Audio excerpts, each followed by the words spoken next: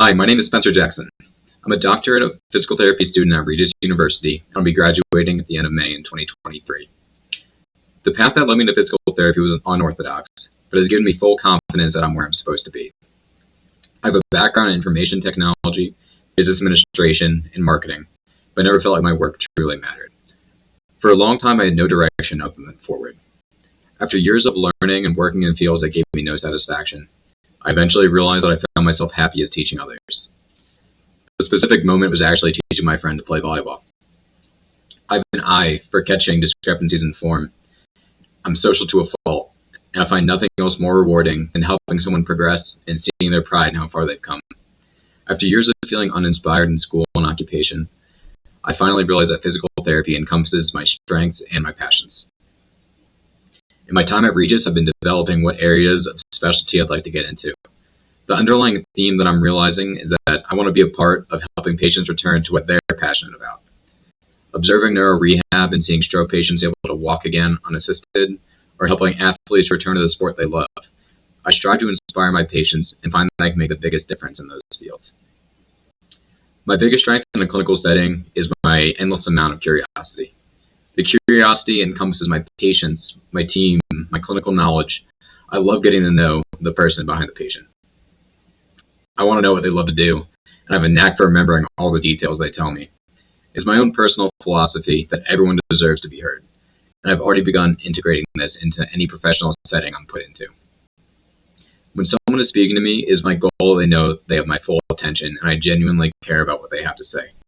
This translates extremely well to my practice, helping with patient buy-in, compliance, and unearthing details that otherwise might have been overlooked. My curiosity has led me to an enormous amount of information and techniques that I might have not come across without it. During my first clinical at a vestibular and balance center, I was largely unfamiliar with the field. It was through asking my clinical instructor questions, personal research, and creative approaches to treatment that I was able to succeed as well as I did. If I don't understand something or want to check my clinical reasoning, I always ask. And if I can't ask, I'll search it for myself. During my first clinical, I made it a point that constructive feedback is a huge proponent of my learning. I like finding my own solution to problems before getting the answer, but when I'm off the mark, it is enormously helpful for me to tell me why I'm wrong. Some of the most valuable feedback I've gotten was simple, but it left a lasting impression on me.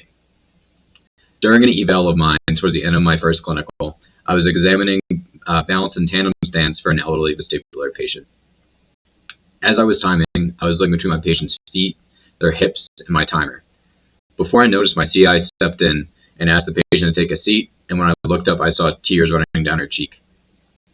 She had severe hip pain, and the adduction required for tandem stance triggered a flare-up.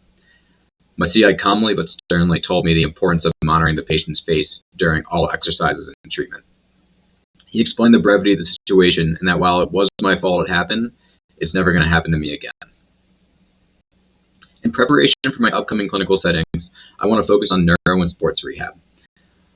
I'm already a part of my university's neurorehabilitation student interest group and will be attending CSM this year to sit in on the neurology section meeting. In addition, next semester I'll be taking neuro and sports therapy electives to further learn about these specific fields. Last semester I was enrolled to volunteer in a volunteer setting called Juniper Village Assisted Living for Alzheimer's patients. But unfortunately with COVID and staffing issues, they were unable to take me. This semester, I'm exploring new options to volunteer, and I'm currently enrolled for future sports screenings at a local high school. Following graduation, I plan on continuing to develop myself as a physical therapist and further exploring my interest to determine what specialty to go into.